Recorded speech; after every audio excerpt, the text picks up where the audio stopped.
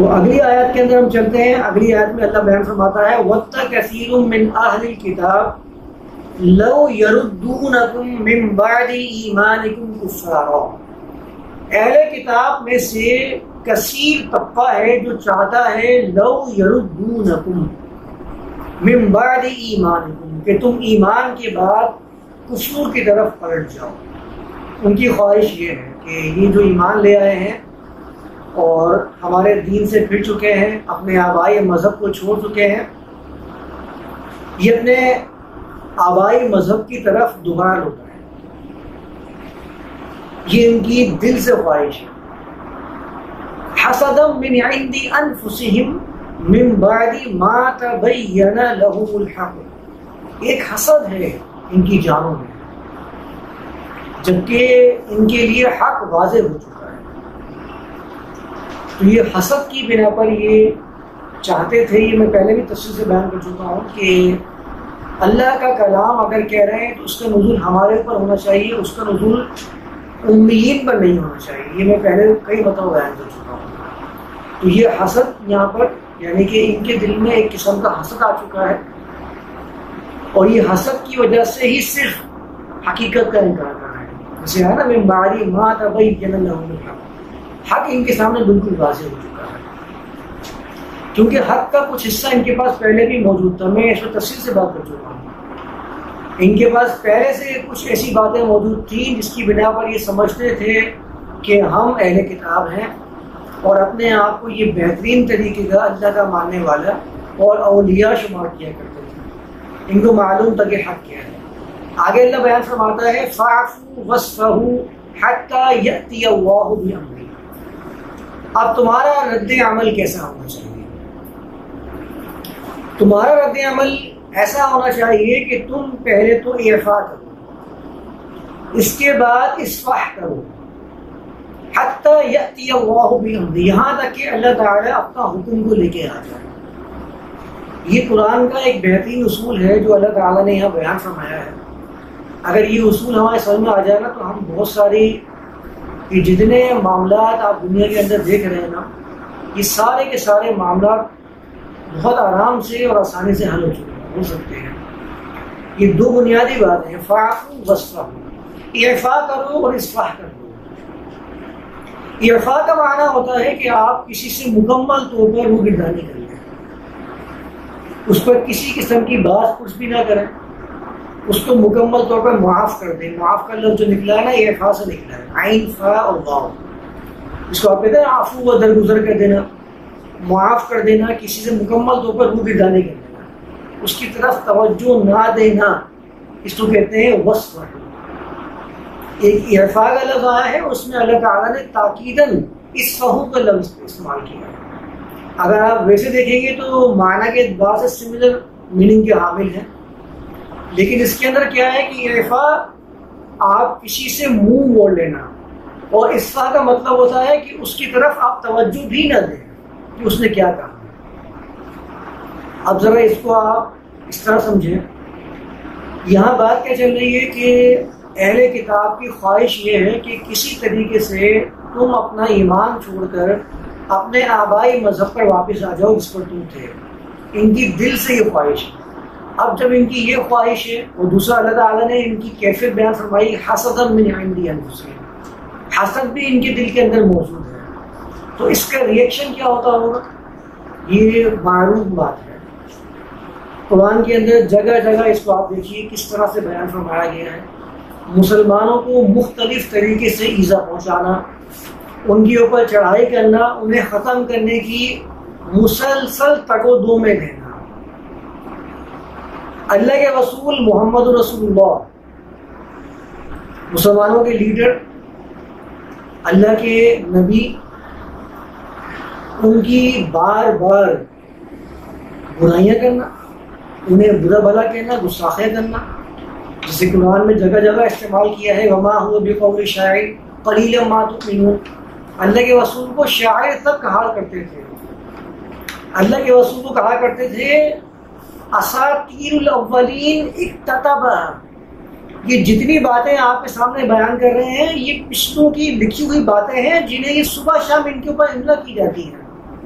اور جب املا کی جاتی ہے انہیں بتایا جاتا ہے، انہیں ڈکٹیٹ کروایا جاتا ہے. املا کا مطلب ڈکٹیٹ کروانا. جب ان کو ڈکٹیٹ کروایا جاتا ہے تو یہ اس کو لکھ لیتے ہیں اپنے پاس. یہ پچھلوں کی کہانیاں ہیں جس کو لکھ لکھ کے آج یہ محمد رسول اللہ لوگوں کو بیان کرتے ہیں. اللہ کے رسول کو جھوٹا قرار دینا،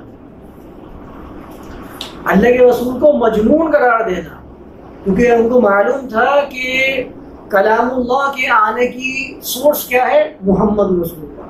آپ ان کے اوپر تنقید کرتے رہیں، انہیں لوگوں کے سامنے برا بنا کر پیش کرتے رہیں، ایسے ہتھ کنڈے استعمال کریں جس سے محمد رسول اللہ کی جو ذات ہے، شخصیت ہے، وہ داغدار ہو جائے. کیونکہ ان کے پاس سے ہی کلام اللہ کا صدور ہو رہا ہے. اگر ان کی شخصیت داغدار ہو جائے گی تو لوگ ان سے متنفر ہو کر پیچھے ہٹنا شروع ہو جائیں گے. اس کے لیے بڑی تردو کی ہے انہوں نے. ایک جگہ تو استعمال کیا ہے پرانے الفاظ کہ اپنے ساتھیوں کو کہتے ہیں آمنوا بالذی انزل علی الذین آمنوا وجہ النہار. جو ان کے پاس موجود ہے نا، اس کے اوپر دن کے پہلے حصے میں ایمان لے آیا کرو. دن کے پہلے حصے میں یا ابتدا کے اندر ایمان لے آیا کرو. وَاغْفِرُوا آخِرَهُ، اور پھر ایسا کیا کرو کہ کچھ دن ٹھہر کر یا دن کے آخری حصے کے اندر انکار کرتے ہو. پہلے ایمان لے آؤ پھر آپ اس کا انکار کرو. لعلہم یرجعون، شاید کہ اس سے جو ان کے پاس جانے والے لوگ ہیں وہ بھی لوٹ کے آنے لگ جائیں گے ہمارے پاس. تو بڑی تگودو کرتے تھے یہ لوگ ایمان سے ہٹانے کے لیے.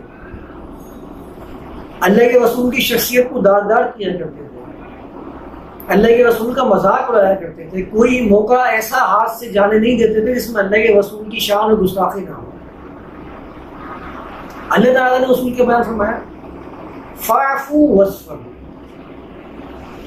یہ بنیادی قاعدہ ہے. اعفا کرو، اصلاح کرو.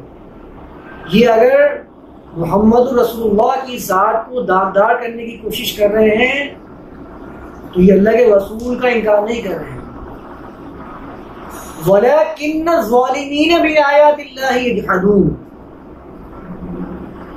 ایک جگہ اللہ نے بیان فرمایا کہ یہ آپ کی تکذیب نہیں کر رہے ہیں، یہ آپ کو جھوٹا قرار نہیں دے رہے ہیں، بلکہ یہ تو اللہ کی آیات کا جھوٹا قرار دے رہے ہیں، اللہ کی آیات کی تکذیب کر رہے ہیں. ان کی آپ سے کوئی ذاتی دشمنی ہے. اللہ کے رسول نے بیان فرمایا نا فقط لبثت فیکم عمرا من قبلی افلا تعقلون، میں تو اپنی عمر کا کچھ حصہ پہلے بھی گزار چکا ہوں، تو میں عقل نہیں اس بات کی. پہلے تو میں ایسی باتیں نہیں کرتا تھا، اب ایسی باتیں تمہارے سامنے کیوں پیش کر رہا ہوں؟ تم ذرا سوچو تو صحیح. افلا تعقلون، تمہیں اتنی میں عقل نہیں کہ پہلے میں اس درجہ کا کلام پیش ہی نہیں کرتا تھا. تو اللہ فرماتا ہے ان سے، ان کی آپ سے کوئی ذاتی دشمنی نہیں ہے. فَإِنَّهُمْ لَا يُكَذِّبُونَكَ، یہ آپ کو تھوڑا جھٹلا رہے ہیں، انہوں نے آپ کی تکذیب تھوڑی کی ہے. وَلَكِنَّ الظَّالِمِينَ بِآيَاتِ اللَّهِ يَجْحَدُونَ، بلکہ ان کی دشمنی اللہ کی آیات کے ساتھ ہے. یہ اللہ کی آیات کا انکار کر رہے ہیں، آپ کا انکار کیوں کریں گے؟ آپ کو تو یہ پہلے سے جانتے آ رہے ہیں کہ آپ اس علاقے میں رہا کرتے تھے. تو اللہ کے رسول سے ہی کلام اللہ کا صدور ہو رہا تھا، تو اللہ کے رسول کی شان کے اوپر اتنے الزامات لگاؤ کہ لوگ ان کی طرف جانا ہی بند کر دیں. اور ایسے لوگوں سے اللہ تعالیٰ نے کیا حکم فرمایا فاعفوا واصفحوا حتی یأتی اللہ بامرہ. آپ اعفا کریں، اصلاح کریں، ان کی باتوں کی طرف توجہ مت دیں. وَأَعْرِضْ عَنِ الْجَاهِلِينَ، قرآن میں جگہ ہے نا، جاہلین سے اپنے منہ کو موڑ لیں. جاہلین کا کام کیا ہوتا ہے؟ جاہلین کا کام تو یہ ہوتا ہے کہ جو علم ہے اس کے خلاف تنقیدیں کھڑی کرتے ہیں، علم کو باطل ثابت کرنے کی کوششیں کر رہے ہوتے ہیں. تو ان سے اعفاء اور اصلاح کرنا ہوتا ہے. ایک جگہ تو اللہ نے بیان فرمایا وَلَا تَسُبُّوا الَّذِينَ يَدْعُونَ مِن دُونِ اللَّهِ، تمہارا کام تو یہ ہونا چاہیے کہ تم اللہ کے سوا جن کو پکارا جا رہا ہے ان کو بھی برا بھلا نہیں کہو گے، ہرگز نہیں کہو ان کو برا بھلا. فَيَسُبُّ اللَّهَ عَدْوًا بِغَيْرِ عِلْمٍ، کیونکہ جب تم ان کے الہوں کو، ان کے بتوں کو، ان کے شیو لنگ کو، ان کے دیوتاؤں کو برا بھلا کہو گے، پلٹ کے اللہ پر وار کریں گے. فَيَسُبُّ اللَّهَ عَدْوًا بِغَيْرِ عِلْمٍ، اور وجہ کیا ہوگی؟ عدوم، دشمنی ہوگی بغیر علم کے. جن کو اس بات کا ابھی علم ہی نہیں ہے کہ اس کا نتیجہ کیا آنے والا ہے، تم نے یہاں سے ان کے معبودان کے اوپر تنقید کرنا شروع کی، پلٹ کے وہ اللہ پر تنقید کریں گے، تمہارے معبود پر تنقید کریں گے، اور وجہ دشمنی ہے بغیر علم۔ آج کیا ہو رہا ہے؟ آج بھی یہی ہوا ہے کہ اللہ کے رسول کی شان پر جو گستاخی کی باتیں چل رہی ہیں، جو انڈیا کی پرائیویٹ چینل حکومتی چینل کے اوپر جو معاملہ پیش آیا، اس میں یہی ہوا کہ ایک عورت اور مرد کا جو معاملہ چل رہا تھا، وہ اس نے اپنے دفاع کے اندر یہ باتیں پیش کی ہیں، اللہ کے رسول پر تنقید کا سامان بیان کیا اس نے، اور وہ سامان کوئی باہر سے لے کے نہیں آئے گی، وہ سامان تو ہمارے پاس، جو وہ خود کہہ رہی ہے کہ میرے پاس ہم نے جو اسلامک لٹریچرز کے اندر چیزیں پڑھی ہیں وہ میں نے پیش کی، آگے بتایا جائے مجھے کہ غلط ہے یا صحیح ہے۔ اور آپ جو کرتے آ رہے ہیں وہ کیا ہے کہ ان کے معبود جن کو آپ باطل قرار دیتے ہیں، ان کے بتوں کو توڑنا، ان کے شیو لنگ کو گالیاں بکنا، جہاں آپ دیکھتے ہیں کہ ان کی گائے کی بات آتی ہے ان کا مذاق اڑاتے ہیں۔ تو بلاسفیمی جو ہوتی ہے وہ صرف آپ کے مذہب کے ساتھ ہوتی ہے یا کسی بھی دنیا کے مذہب کے ساتھ بلاسفیمی ہو سکتی ہے؟ سوچنے والی بات ہے۔ جتنی عقیدت آپ محمد رسول اللہ، اللہ کی ذات، اللہ کی کتاب سے رکھتے ہیں، کیا اتنی عقیدت رکھنے کا حق دوسرے کے پاس نہیں ہے؟ کیا وہ عقیدت نہیں رکھتا اپنے مذہب کے بارے میں، اپنے مذہب کی شخصیات کے بارے میں، اپنی مذہبی کتب کے بارے میں؟ تو آپ اس پر تنقید کیسے کر سکتے ہیں، اس کو جواز ثابت کر سکتے ہیں؟ تو پھر آپ اس کی تنقید سے کیسے بچ سکتے ہیں جبکہ آپ خود اس پہ جائز قرار دینے والے، کرنے والے؟ جب آپ خود ہی بات کہہ رہے ہیں کہ ان کا جو مذہب ہے وہ باطل ہے، ان کی جو بدھ ہیں وہ باطل ہیں، اور ان کو گالیاں بک رہے ہیں، تو پلٹ کے پھر وہ یہی کام کریں گے جو آج ہو رہا ہے، فیصب اللہ عدوم بھی غیر۔ جب اللہ تعالیٰ نے آپ کو ہدایت کر دی ہے کہ آپ کو ان کو برا بھلا نہیں کہنا ہے، کیونکہ ریئیکشن کیا آئے گا، وہ آپ کے اللہ کو بغیر علم کے برا بھلا کہیں گے، تو پھر ہنگامے و فساد کرنے کی ضرورت نہیں ہے۔ ہنگامے فساد تو پھر آپ نے خود ہی کیے ہیں، آپ نے خود تیار کیے ہیں، کیوں آپ نے ان کو برا بھلا کیا؟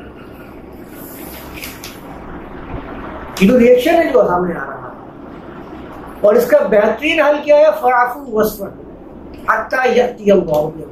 آپ کو فکر کس بات کی ہے جب آپ کا اللہ پر ایمان ہے؟ اللہ تو ہمارا عفا اور اصفا کرو، یہ حتی یأتی اللہ بامرہ، اللہ آپ کے فیصلے کو لے کے آ جائے گا۔ تمہارا کام زمانوں میں، علاقوں میں فساد مچانا نہیں ہونا چاہیے، تمہارا کام یہ ہونا چاہیے تم ان پہ توجہ ہی نہ دو، جاہلین کی باتوں کے اوپر، ان کو ان کے حال پر چھوڑو، کب تک چھو مچائیں گے، تھک جائیں گے، خاموش ہو جائیں گے، بھول جائیں گے، دوسرے کاموں میں لگ جائیں گے۔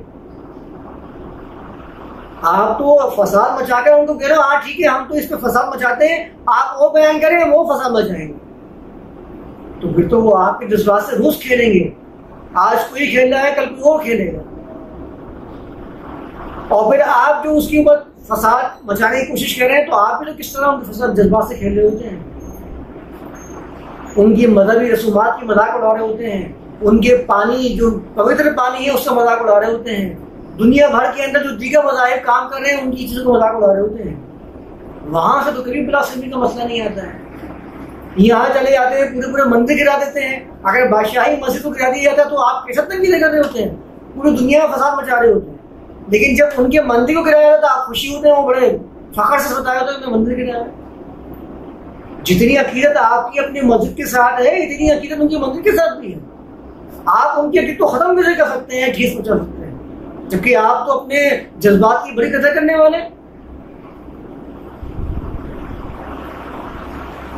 چونکہ ہم لوگ قرآن کی تعلیمات سے بہت دور ہیں، قرآن نے بالکل واضح کر دیا فاعفوا واصفحوا ولا تسبوا الذین يدعون من دون اللہ فیسبوا اللہ عدوا بغیر علم۔ جب تم برا بھلا کہو گے، فساد کرو گے ان کے مذہب کے ساتھ، تمہارے مذہب کے ساتھ مذاق کریں گے اور فساد کریں گے۔ ان اللہ علی کل شیء قدیر، اللہ تعالیٰ بہت قدرت والا ہے، بہترین قدرت رکھنے والا ہے، ہر کام خود سے کر سکتا ہے، تمہاری مدد کا، تمہارے فساد کا محتاج نہیں ہے۔ اس نے جب خود سے اختیار دیا ہے لوگوں کو عمل کرنے کا، تو تم کون ہو تم کے اختیار کو سلب کرنے والے؟ اگر تم ان کے معبودان کو غلط قرار دے رہے ہو، ان کے مندروں کو ان کے چرچوں کو گرا رہے ہو، تو تم تو اللہ تعالیٰ کے اختیار کو ختم کر رہے ہو جو اللہ نے اختیار دیا ہے انسانوں کو کہ اپنے خیر اور شر اس کے پورے جواب دے وہ خود ہیں۔ وہ جب چاہیں گے اسلام کو قبول کریں گے، وہ جب چاہیں گے مندر میں جا کے بھگوان کو قبول کریں گے۔ اگر آپ یہ زبردستی کر رہے ہیں تو آپ جان لیجیے لا اکراہ فی الدین، دین میں کوئی زبردستی نہیں۔ آپ کون تو زبردستی کرنے والے؟ فمن شاء فلیؤمن ومن شاء فلیکفر، وہ رب اختیار دے رہا ہے دنیا میں رہنے والے انسانوں کا کہ جو چاہتا ہے ایمان لے کر آئے، جو چاہتا ہے کفر کرے۔ آپ کون ہے اس کے اختیار کو سلب کرنے والے؟ اللہ بننے والے دنیا کے اندر آپ کو اللہ کس نے بنایا؟ جب اس رب نے پیغام میں پہنچا دی یہ بات کہ جو چاہتا ہے ایمان لائے، جو چاہتا ہے کفر کرے، اس نے حفاظت بخشی ہے انسانیت کے مذاہب کو، اور آپ جو ہیں وہ قاتل بنے ہیں، فسادی بنے ہوئے ہیں انسانیت کے مذاہب کے۔ کہتے ہیں کہ ایک مذہب چلے گا کوئی دنیا کے اندر، کیوں؟ اگر ایک ہی مذہب بنانا ہوتا تو اللہ فرماتا ہے وَلَوْ شَاءَ رَبُّكَ لَآمَنَ مَنْ فِي الْأَرْضِ كُلُّهُمْ جَمِيعًا، اگر تمہارا رب چاہتا تو زمین میں بسنے والے ایک ایک شخص ایمان لے کے آ جاتا۔ أَفَأَنْتَ تُكْرِهُ لِلنَّاسِ حَتَّى يَكُونُوا مُؤْمِنِينَ، کیا آپ زبردستی لوگوں کو ایمان والا بناؤ گے؟ آپ زبردستی کرو گے لوگوں کو کہ ایمان لے کر آئیں؟ اللہ کے رسول محمد رسول اللہ کو بیان فرما رہا ہے یہاں پر، ہم سب مخاطب ہیں اللہ تعالیٰ کے۔ آپ کون ہوتے لوگوں کے ایمان پہ لگے ڈالنے والے، زبردستی کرنے والے؟ یہ جو اختیاری معاملہ ہے، اگر اللہ کو اختیار نہیں دینا ہوتا تو اللہ تخلیق کے اندر ایسا رکھ دیتا، جیسے کہ آج کائنات کی تخلیق دیکھ رہے ہیں آپ، سورج کی مجال نہیں ہے کہ اپنی مرضی کر لیں، جان کی مجال نہیں اپنی مرضی کر لیں، سمندر کی مجال نہیں اپنی مرضی کر لیں۔ اگر ایسا ہی مجبور محض پیدا کرنا ہوتا تو اللہ تعالیٰ ہماری تخلیق کے اندر مجبوری شامل کر دیتا۔ جب اللہ نے ہمیں با اختیار بنایا ہے تو دنیا والوں کو اختیار سلب کرنے کی اجازت نہیں دے سکتے کسی کو۔ یہ اللہ تعالیٰ کا پیغام نہیں ہے، غیر اللہ کا پیغام ضرور ہو سکتا ہے، یہ اللہ نے کہیں نہیں فرمایا اس بات کے اوپر، کوئی آیت پیش نہیں کی جا سکتی۔ لا اکراہ فی الدین، پورے جتنی تاریخ انسانیت مذہبی پیشوایت کے خون سے رنگی ہوئی ہے، اس سب کو قرآن کی ایک آیت نے ختم کر دی ہے، لا اکراہ فی الدین، دین میں کوئی زبردستی نہیں ہے۔ تم جتنے خون بہا رہے ہو مذہب کے نام کے اوپر، اللہ تعالیٰ کی یہ کوئی چاہت نہیں ہے، اللہ نے کبھی نہیں چاہا کہ فساد چلے گا۔ ان اللہ علی کل شیء قدیر، اللہ تعالیٰ چاہتا تو اپنی مرضی سے ہی کام کر سکتا تھا، تم کو تو ٹھیکیدار بننے کا۔